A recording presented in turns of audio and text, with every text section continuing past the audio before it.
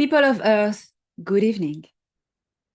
Welcome to this edition 56 of Star Nations.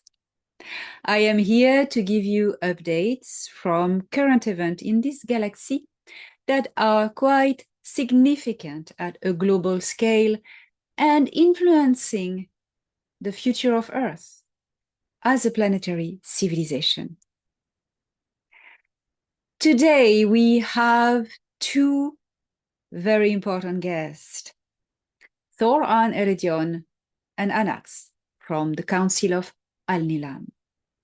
It's been a long time we haven't heard about Anax, and he will give us updates of the hybrid ships and the balance of the diplomatic situation in the Orion Zone. But first of all, let us hear about High Commander Thor Han Eredyon, my contact in the Galactic Federation of Worlds. High Commander on board the battle station XL6 in orbit of Earth in the star system. So Thor Han has a lot of news to provide you, and let us start by what he has to say on the hybrid ships, the AREC negotiations, and many more information about the disclosure plan of extraterrestrial presence on Earth. So, fasten your seatbelts and engage.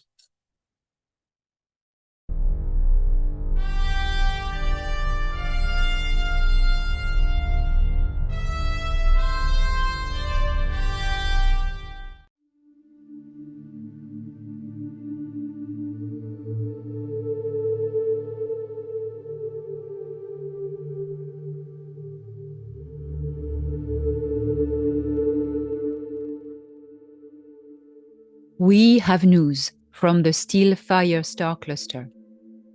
The AREC government has reconsidered its hostility to the Galactic Federation of Worlds maneuvers aimed at pressuring them into signing non-interference agreements.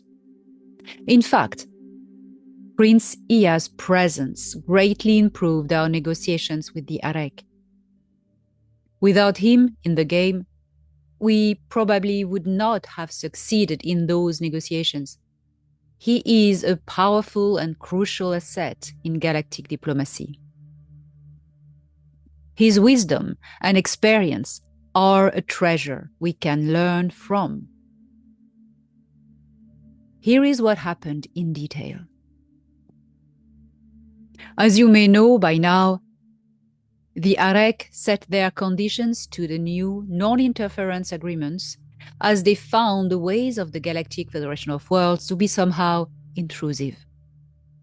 After Ia's great efforts to get both parties to understand each other's ways, mentally and culturally, relations have improved. Ia eventually got his way, but I guess you will ask him all about it. While the Jupiter hub continues to welcome visitors from outside the Sol system, under the secure supervision of the military factions of Ashtar Command and the Earth Alliance, the forces of the Intergalactic Confederation continue to withdraw towards the orbits of the outer planets and the edge of the Sol system, into the vast area between the Oort cloud and the inner edge of the plasma belt. They are prepared to keep one of their armadas in orbit around Jupiter for at least the next decade, and perhaps longer, to maintain a watchful presence over current events on planet Earth. The hybrid cargo ships found in the interdimensional bubble beyond the Uru Anna Nebula remain a matter of great concern. Due to the antimatter detonators embedded in the structure of the ships, we will not be recovering them. we have also discovered that all of the hybrid bodies we extracted from those cargo ships and placed in the medical station we brought there are carriers of mind programmings. But what is even more disturbing is that these hybrids, which were supposed to be brought to Earth by the Nebu to replace the humans, do not have an organic soul.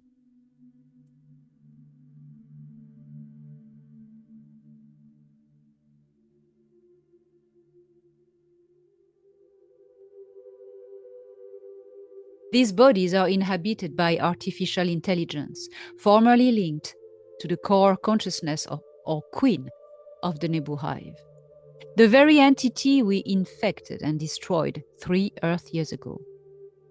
The Galactic Federation of Worlds is now faced with an ethical problem, as these bodies do not have souls, and they are merely receptacles for artificial intelligence programming. We still do not know what is the best way to deal with this problem.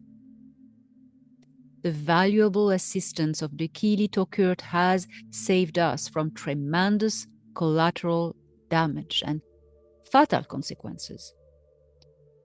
And we are still working with them to find a solution. The scientific cell of the Intergalactic Confederation, which you call the Cedars, has sent qualified personnel to assist in this investigation. The Anach Empire has also provided geneticists, and the Council of Alnilam is also involved in these operations. This is something we will continue to discuss in the coming times, as we must not rush anything in this problematic situation. On Earth, the plan for the disclosure of our presence and our continued work with the positive cells of your governments is about to jump to the next level of operations, as the new governments are being put in place. These will allow our common plan for disclosure to reach the public in a dynamic process that will eventually lead to a mediatized civilian contact. If all goes accordingly to this common plan between the Galactic Federation of Worlds and the positive factions of your governments, the next 2 years will see the unfolding of this great operation. And by 2027, your societies should look very different from today, as humanity will jump to a next level in civilization, the interstellar level, and the beginning of a new era as entering officially the galactic community of Nataru. Of course, we expect some turmoil in the meantime, as the dark forces that have been in power for a very long time will not let go so easily. This period of transition may be the ground for conflicts that may or may not cause some delays in the positive outcome of our plan, but the outcome remains the same. You will need to focus on what you want and what you are here for during this time of transition. Meanwhile, we, the Galactic Federation of Worlds, together with the Intergalactic Confederation, are showing more of our ships in your skies at lower altitudes, in coordination with the Earth Alliance. The newly appointed NORAD commander, a long-time associate of ours who has been a prominent presence in space aboard our ships and the Earth Alliance Solar Warden Fleet, will facilitate these low-altitude operations. Ambassador Val Thor is still involved in high-level governmental disclosure operations, and he will reveal himself when the time is right.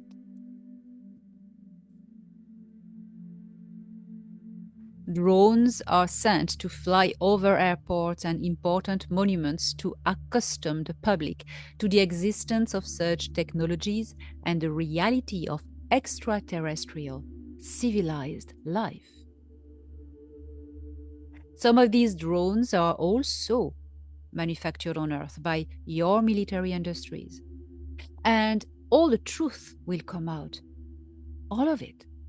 But in its own time. Meanwhile, your new positive leaders and business partners, such as Elon Musk, who is one of us, are in charge of providing a catch-up technology levels regarding retro-engineering of the technologies we have been providing for decades, and that you have been using in the secret space programs. The day will come soon when the public on Earth will know everything. But this is following a precise procedure. You need not to worry about the future, people of Earth, for we have foreseen it. And what we can tell you is that it will be magnificent. An era of cooperation and soaring to the stars, and infinite possibilities.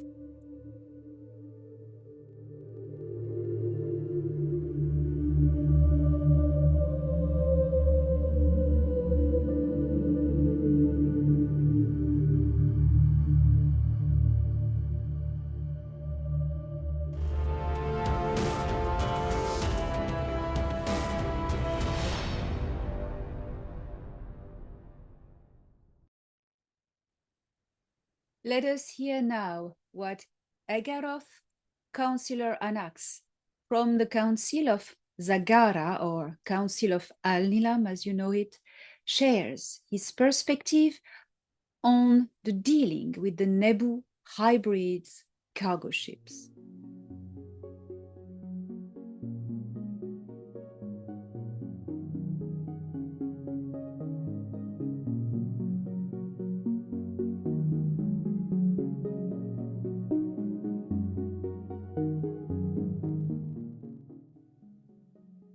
Greetings in love and in the radiance of the primordial light to all souls who have chosen to incarnate on the planet Terra at this time.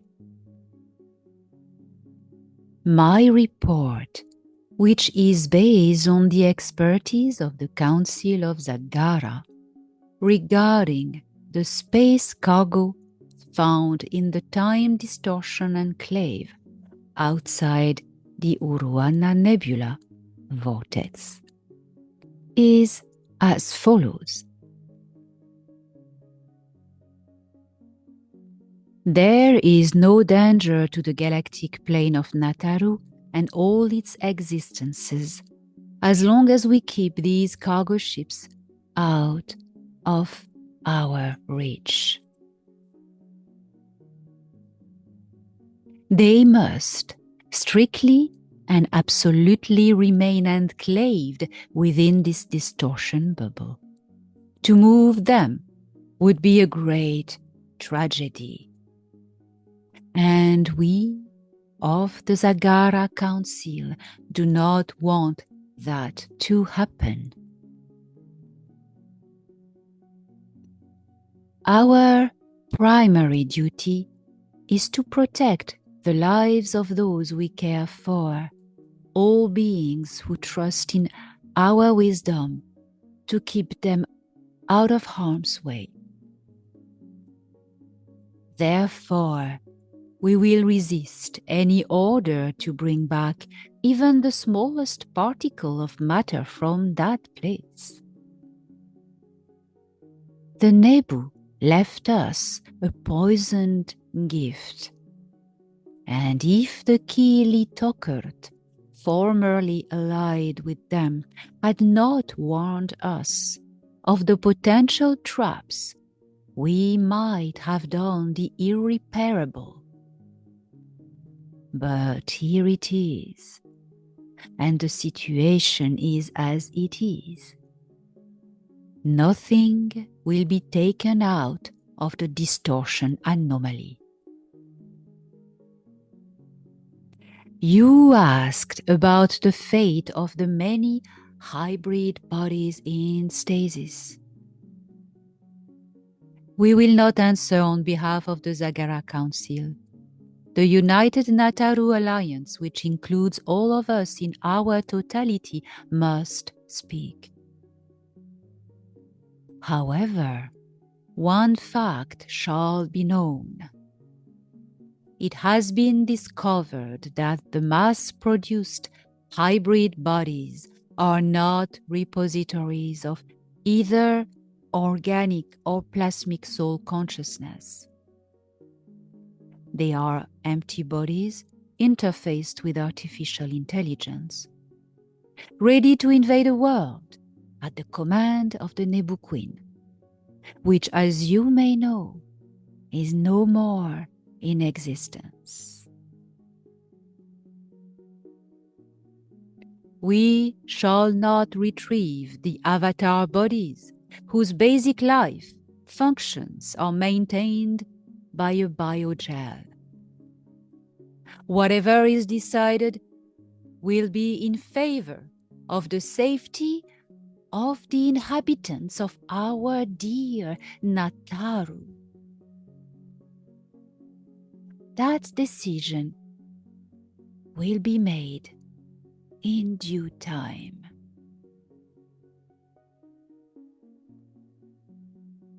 We, as conscious sentient beings, must preserve and protect all life as our own siblings from external threats.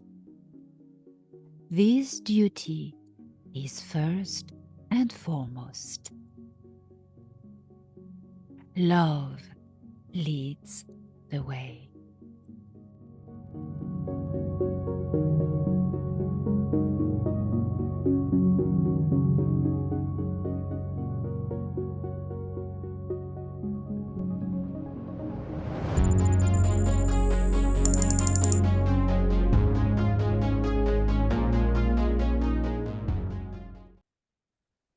Well, it would seem that the situation with Yarek is now sorted and completed. When I reconnected with Ia as his return from the headquarters of the Galactic Federation of Worlds, meeting with the High Council, recently, very recently, I have to say 2 days ago, he informed me of what exactly happened. Now you know everything about the Yarek negotiations with the Federation, the non-intervention agreement, sorry. But how this in detail happened when Ia decided to get his ways around. Because Ia is now ambassador for peace in Nataru. He's always been, but he's really embracing his role and his mission, assisting his father, Emperor Anu, as an ambassador for peace in the galaxy. And this is really Ia, this is really who he is and the frequency of his.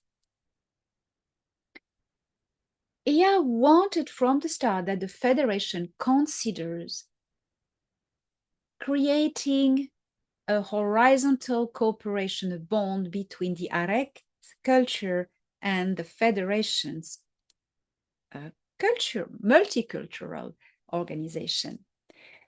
This, in the heart of Ia, consisted in exchanging about spirituality. That the Federation got to know the Arek spirituality, and that the Arek got to know the multiculturality of the Federation. And that would be something Ia prone to develop in the galaxy between cultures. So what happened is that Ia got to meet with the High Council of the Galactic Federation of Worlds for a last briefing on behalf of the empire of his father. But he went to this undisclosed star system with an Arek ambassador by his side. And this Arak ambassador is the first representative for the Arak Cultural Heritage Division. That's how they name it in their government. What happened there is that he made friends with the Arak while waiting a long time for the Federation to decide last month. Ia came back into our star system on the 15th of November, stayed 3 days, and left again for this distant star system to meet with the High Council. So the Arak ambassador for Cultural Heritage Division met with the High Council of the Federation.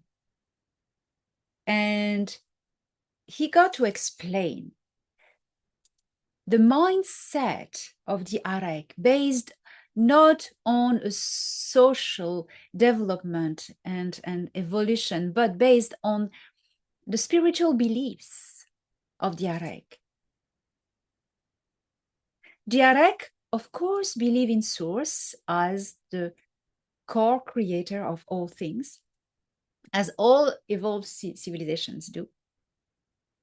But they also believe that the spirits of their ancestors embed their etheric, planetary layers and are all around them all the time. So they live with the honor codes of their ancestors, and they respect territories. In the past, the Arak, when they started to build their empire, were like the Klingons, were a bit like the Sicars. They were very dangerous. They conquered sufficiently territory in the other side of the galaxy to be comfortable and have all the resources they needed to strive as an empire. What happened was the Arak got settled in a peaceful culture and society with time. They are an example that heavy, aggressive conquerors can at one point, when they find satisfaction, redirect and focus their development towards a more peaceful and spiritual society. The Arak did that. But mind you, they still have all the resources, all the armies to defend themselves and attack and take over the galaxy if they want. They have these resources. That's why the Galactic Federation wanted so much these agreements. It's a lesson for this military organization that is the Galactic Federation of Worlds. Military-based, The Galactic Federation of Worlds was created after the Orion Wars by the Pleiadians from Ashara, that we call Taygeta, the Ahil, in coordination with the Tashkeru from Sirius B. And then it developed. That's why at the commands of the Federation, you often find Tashkeru or Pleiadians, Sirius or Pleiadian beings. That's why. It's really local to our sector, because the Pleiades and Sirius are very, very, very close neighborhood from Earth. So this is really not the center of the galaxy, but in this sector, a lot of things are happening that impact the rest of the galaxy. So it's really incredible. How lucky are we to be incarnated here and be part of this? The members of the High Council heard very well the Arak first representative for cultural heritage. The High Council of the Federation are composed of very highly spiritually evolved beings. They, of course, base the structure on a military settings and structure, but the minds are very, very, very, very high in the High Council, and they got to understand that sometimes rules are not always to be followed strictly when it comes to dealing with cultures to which these rules don't apply. The High Council has learned a lot from this interaction with Yarek. And Yarek also have learned something, that they must not always stand on their pedestal and sufficiency, that they also gain at understanding how other cultures and civilizations work for avoiding conflict and misunderstanding. So thanks to my dear Ea, very proud of him, he succeeded. Federation and Yarek did their ways, but he didn't let go. Ea got his ways. After that, on the top of it, he said, okay, you got your administrative and military ways. Now, here's mine. And listen. So it worked. It worked. What to say about the hybrids? I would say the hybrid bodies contained in these cargoes, there are millions of them. Billions, as Thor Han said. They don't even know the number yet because it varies in the cargoes. Well, the surprise was they have no soul, no organic or plasmic soul. They are only containers. So ethical discussions are going on, and it is out of question to bring anything, not a particle, as Anak said, from this distortion enclave, as he calls it, into Nataru. It is out of question, and everybody agrees with that. The antimatter detonators could destroy this galaxy, collapse it, even, collapse this universe on itself if all the cargo ships would detonate. What will be done is of the decision, as Anak said, of the United Alliance of Nataru. And the investigations will continue until this decision will be made. That's the situation. And on Earth, well, interesting, isn't it? What Thor Han said. Interesting that now more and more ships are showing up in the skies. Orbs, metallic orbs, but also unmanned ships. All unmanned, all drones, because it's still dangerous, The deep state can shoot at them. They cannot really take them down, but, better be safe than sorry. The disclosure plan is going full beam ahead since the new American government is going to take place by 21st of January. And the whole rest of the world will change as a consequence, a positive consequence of this. Thor Han Eredyon mentioned Commander Valthor, Ambassador Valthor, who is still working at high-level governments discreetly. So it is good to remind that Ambassador Valthor from Venus, that has worked with President Dwight Eisenhower in the late 1950s, early 1960s, is still working with the government as an ambassador and is not interacting with the public. There are frauds or fake Valtors on internet with YouTube accounts or whatever accounts and talking with a heavy American accent. That Valthor is Galactic Federation of Worlds. He's learned English, classical English, with a British accent. So it is very, very slight, like Thor Han. That's how they are embedded, the languages, in the mind. Always a classical root of a language. Modern era, of course. Well, Thor, we will see him publicly. He will show himself. So that is very exciting, very exciting.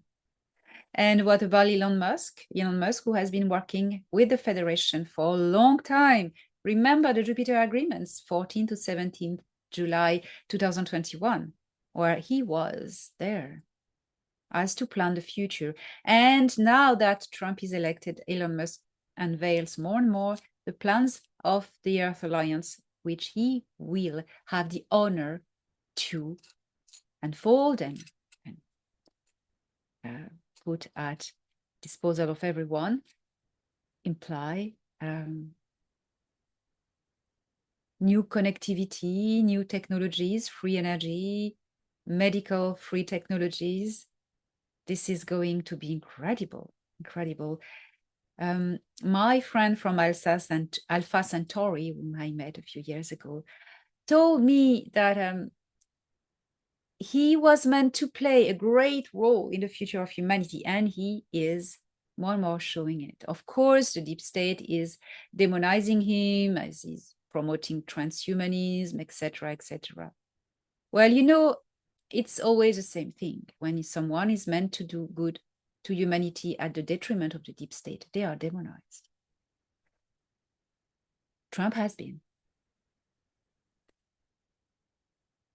Regarding transhumanism, it is easy to demonize transhumanism. It is a tool. Embedding technology into biological body, it's a tool. How do you use it?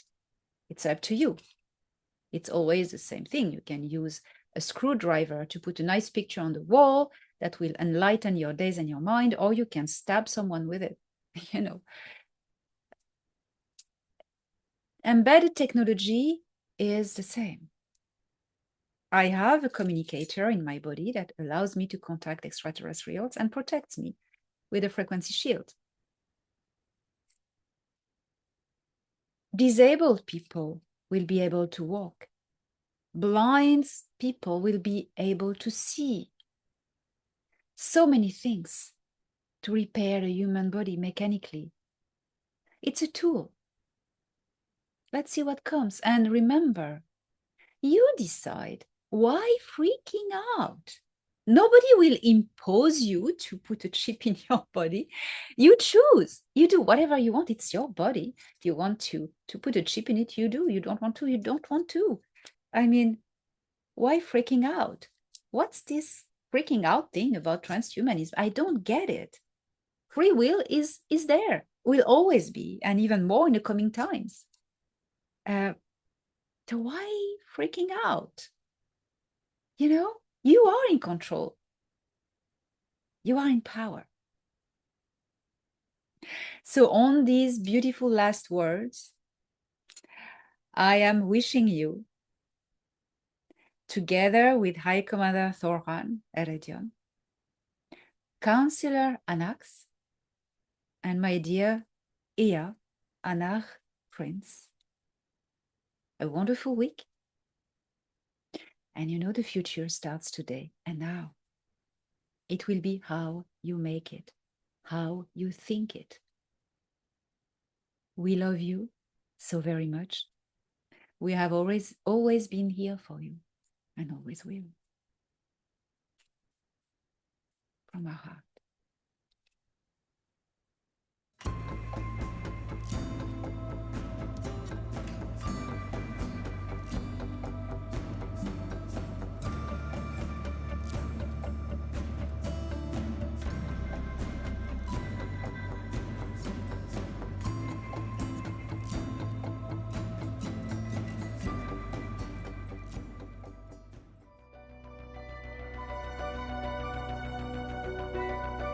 Star Nation News was brought to you by Elena Danan.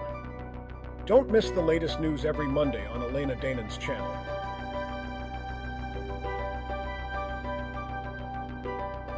Video directed by StefZak.